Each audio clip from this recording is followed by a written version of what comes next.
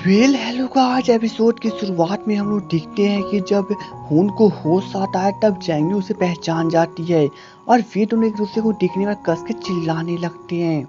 जिसके बाद खून उसे कहता है कि उसे तैरना नहीं आता है, फिर भी जैंगी ने उसे पानी में धक्का दे दिया। वो उसकी जान लेने की कोशिश क्यों कर रही है। अब यह सुनने के बाद जैंगी उसका मुंह बंद करने लगती है क्योंकि आसपास के लोग यह बातें सुन रहे होते हैं। जिसके बाद खून फिर से अचानक बेहोश हो जाता है और तभी हम लोग देखते हैं कि वहां पर पुलिस कार से पहुंच चुकी है। अब जैंगी यह देखने के बाद खून को लेकर ही भागने लगती है, लेकिन तब तक पुलिस उन्हें घेर लेती है और पुलिस उसे कहती है कि उसे पुलिस स्टेशन चलना पड़ेगा। साथ में यूमी भी वहां से निकल रही थी, लेकिन पुलिस उसे भी कहती है चलने के लिए। अब सीन पुलिस स्टेशन में जहाँ पे पुलिस पूछताछ कर रही है और वहाँ पे जैंगी और खून बैठे हुए हैं, जहाँ पे खून बेहोश है। अब बेटा खून को जब होश आता है तो वो पुलिस स्टेशन को देखता है, जिसपे वो जैंगी को कहता है कि उसने अच्छा काम किया, वो पूरी पुलिस स्टेशन चली आई क्योंकि उसने खून की जान लेने की कोशिश की है, इसलिए उसे सजा मिलनी चाहिए। अब यह सुनने के बाद जैंगी रोने लगती है, जिसके बाद खून को उसके ऊपर दया आने लगती है और वो पूछता है कि वह क्यों रो रही है। तब जैंगी उसे सब कुछ बता देती है कि वह सिर्फ और सिर्फ एक गलत फहमी थी। तभी वहाँ से ऑफिसर उससे पूछता है कि उन दोनों के बीच में क्या बातें हो रही है। इसके बाद खून पुलिस ऑफिसर को सब कुछ बता देता है। तब जैंगी भी उसे समझाने की कोशिश करती है कि यह सिर्फ और सिर्फ मिसअंडरस्टैंडिंग है। तभी खून की जब वहाँ पे टीवी पे पड़ती है, जहाँ पे न्यूज चल रहा होता है, जहाँ पर उसी के डैड के बारे में बातें चल रही होती है कि उनका सीक्रेट अफेयर फिर से पकड़ा गया। अब खून यह सुनने के बाद खून को पता चल जाता है कि मीडिया उस तक चली आएगी, इसलिए वो पुलिस स्टेशन से पुलिस ऑफिसर को बाय करके चला जाता है। अब इधर खून के चले जाने के बाद पुलिस ऑफिसर कोई भी एफआईआर दर्ज नहीं कर पाता है क्योंकि खून ने एफआईआर नहीं लिखवाया है, जिसके कारण जैंगी छूट जाती है। जिसके बाद जैंगी यूमी को लेकर रेस्टोरेंट में पहुंचती है, जहां पे यूमी उसे सब कुछ बता देती है। युग से वह प्यार करती थी, लेकिन अचानक से युग ने उसे धोखा दे दिया और वह काफी लड़की को डेटिंग कर रहा है और वह काफी रोटी ही जा रही है। जिसके बाद जैंगी उसे बार बार रोकने की कोशिश करती है। तभी जैंगी को ऑफिस से कॉल आता है। अब जब जैंगी ऑफिस पहुंचती है तभी वहाँ पे 8 लड़कियां होती है जो कि उसके बॉस को घेरी होती है। जिसके बाद उसकी बॉस से जैंगी की जब इशारा करती है, अब वह 8 लड़की जैंगी को घेर लेती है। तब जैंगी चिल्ला के कहती है कि मैटर क्या है, मुझे सबसे पहले बताओ। जिसके बाद वो 8 लड़की अपनी फोटो दिखाने लगती कि उन सभी की डेट इसी कंपनी से चल रही थी और वो भी युग के साथ। अब जैंगी यह देखने के बाद पूरी तरह से हैरान हो जाती है। जिसके बाद वह सभी लड़कियां उसके बालों को नोचने लगती है और उसे काफी बुरी तरह से हाथ पैर को नोचने लगती है। वहीं पे हम लोग नामहून की मॉम को देखते हैं, जो कि जब घर पे पहुंचती है तब वहाँ पे नामहून यानी कि खून बैठा होता है और वहाँ पे सभी फैमिली होती है। तब मिस्टर जैंगी उन्हें बताते हैं कि मीडिया में खबर जाने के बाद वो इलेक्शन नहीं लड़ेंगे। अब यह सुनने के बाद मिस बॉन्ग को काफी गुस्सा आता है और वो कहते हैं कि इस घर की मुखिया वो है और वही इस घर को चलाती है और उसे किसी भी प्रकार से उसे यह इलेक्शन जीतना है। अगर वह छोटे मोटे इलेक्शन में नहीं जीत सकता तो वो कुछ भी नहीं कर सकता है। जिसके बाद वहाँ पे सभी लोगों का मुंह बंद हो जाता है क्योंकि वहाँ पे नामहून की मॉम काफी ज्यादा गुस्से में है। वहीं पे हम लोग जैंगी उनको देखती है, जहाँ पे उसकी पिटाई होने के बाद काफी ज्यादा वो उदास है। तब उसकी बॉस उसकी इस गलती की उसे सजा देते हुए कहती है कि उससे कारण आज उसकी कंपनी बदनाम हो गई है, इसलिए उसे डेटिंग करानी होगी, वो भी नए लोगों से। अगर वो इस काम में कामयाब होती है तो वो नौकरी कर सकती है, नहीं तो वो अभी की अभी रिजाइन देके जा सकती है। अब यह सुनने के बाद जैंगी को बहुत गुस्सा आता है। वो बॉस से पूछना कि वो ऐसा कैसे कर सकती है, अभी उसके पास इतने टाइम कहाँ से आएंगे। तब उसकी बॉस बताते कि उसके पास सिर्फ और सिर्फ 30 दिन ही है और उसे कम से कम 10 लोगों की डेटिंग करवानी होगी, नहीं तो वो नौकरी से निकल जाए।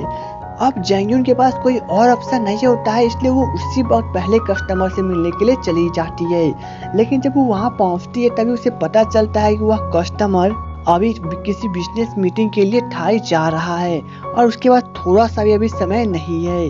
तब जैंगी उससे पूछती कि वह वापस कोरिया कब आएगा। तब वह कस्टमर से बताता है कि उसे आने में 2 दिन लग जाएंगे। उसके बाद जैंगी एक चॉकलेट कैफे पहुंचती है, जिसकी मुलाकात वहाँ पे सेकेंड कस्टमर यानी कि मिया से होती है। अब मिया उसे बातों में बताती है कि उसे फेस ब्लाइंडनेस है, यानी कि वह किसी भी इंसान के चेहरे को पहचान नहीं सकती है। अब जैंगी यह सुनने के बाद सोचने लगती है कि कोई इसे इस प्रकार से पसंद कैसे करेगा और उसके लिए अब तो यह केस काफी ज्यादा हार्ड होते चला जाता है। अब जैंगयून काफी गुस्से में अपने ऑफिस में जाती है, जहाँ पे वो सोचने लगती है कि वह इस सभी केस को किस प्रकार से सोल्व करेगी और वह ऐसे लोगों को किस प्रकार से डेटिंग करवाएगी। जिसके बाद वो वहाँ की फाइल को चेक करने लगती है। वहीं पे हम लोग यू को देखते हैं, जो कि हुन नाम के घर पे होता है। तभी उसे किसी लड़की का कॉल आता है और वो उसे कहती है कि पिछली बार उसने उसके साथ डेट किया था, इसलिए वो उसे मिलना चाहती है फिर से। अब यूक फिर से यह सुनने के बाद खुश होता है, वो उसे कॉफी कैफे मिलने के लिए बुलाता है। अब सीन वहीं पे कट हो जाती है, जहाँ पे हम लोग देखते हैं कि जब यूक उस कॉफी कैफे पहुंचता है तब वो वहाँ पे जाके बैठ जाता है, काफी स्टाइल मारने लगता है। लेकिन वहाँ पे हम लोगों को पता चलता है ये और कोई नहीं जैंग यून है, और उसे देखने के बाद यूक डर जाता है और वहाँ से भागने लगता है। जिसके बाद जैंग उसे कस के पकड़ लेती है और उसे घसीटते हुए छत पे लेके जाती है, और छत के किनारे से उसे धमकी देती है कि अगर वो कुछ नहीं बोलता है तो उसे यहाँ से नीचे फेंक देगी।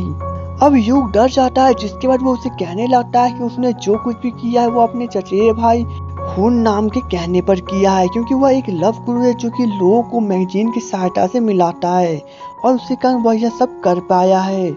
जिसके बाद जैंगी उसे चिल्लाते हुए कहते हैं कि उससे किसी भी इंसान से कोई मतलब नहीं है।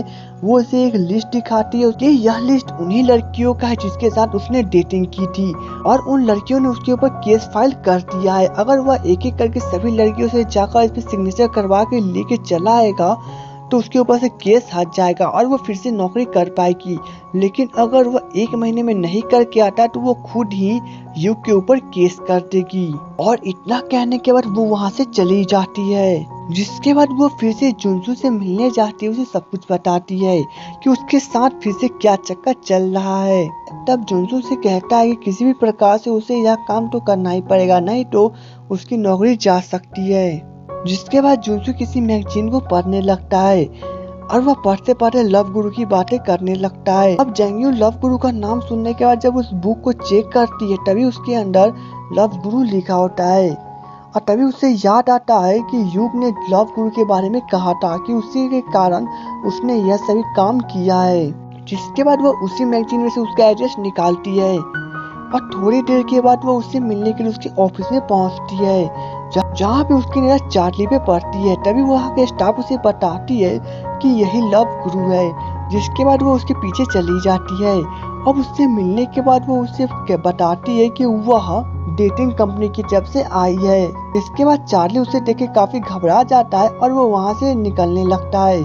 तभी जैंगी उसे पीछे जाती उसे रोकने की कोशिश करती, उसे कहती है कि उसे सिर्फ और सिर्फ उसे 5 मिनट ही चाहिए और ज्यादा टाइम उसे नहीं चाहिए। अगर वह ऐसा नहीं करता है तो वो उसके ऊपर केस फाइल करवा देगी और साथ में पुलिस कंप्लेन भी करेगी। अब सीन रात में जाता है, जहाँ पे यूक हुन नाम से मिलने के लिए पहुँचता है, और वह उसे सब कुछ बता देता है कि वह किस प्रकार से उसका वन नाइट स्टैंड हुआ था। अब यह सुनने के बाद नाम हुक तो पूरी तरह से चौंक जाता है, और वह उससे कहता है कि उसने तो सिर्फ लड़कियों को डेटिंग करने के लिए कहा था, ऐसा करने तो उसने कभी नहीं कहा। जिसके बाद यूक पूरी तरह से घबरा जाता है और वह जैंग्यून के बारे में उसे बताने लगता है कि किस प्रकार से जैंग्यून उसके पीछे आई थी। और तभी हम लोग देखते हैं कि उधर से चार्ली, जो कि काफी ड्रिंकिंग में, और वो उसी की तरफ दौड़ते हुए आ रहा है। लेकिन ज्यादा दौड़ने के कारण वह पूरी तरह से थक चुका है और उसे हिचकियां भी आने लगती है, इसलिए वह नाम ह्यून के सामने कुछ भी नहीं बोल पा रहा होता है। लेकिन तभी हम लोग फिर से देखते हैं कि जैंग्यून वहाँ पे पहुंच चुकी है, और वह जब घर के अंदर आती है तभी वहाँ पर यूक और चार्ली दोनों उसकी तरफ इशारा करने लगते हैं। जिसके बाद वे दोनों एक दूसरे की तरफ जब आगे बढ़ते हैं तभी वे दोनों एक दूसरे को दिखने के बाद चौंक जाते हैं, जहाँ पे जैंग्यून सोचने लगते हैं कि ये यहाँ पे क्या कर रहा है, और तभी नामहुन भी यही कहने लगता है। जिसके बाद ये ड्रामा वहीं पे खत्म हो जाती है। तो दोस्तों एपिसोड 2 की स्टोरी कंप्लीट हो चुकी है, और एपिसोड 3 की स्टोरी को जानने के लिए और हमें सपोर्ट करने के लिए हमारे वीडियो को लाइक और चैनल को सब्सक्राइब करना ना भूले। तो चलिए दोस्तों, मिलेंगे नेक्स्ट वीडियो में, तब तक के लिए goodbye and take care.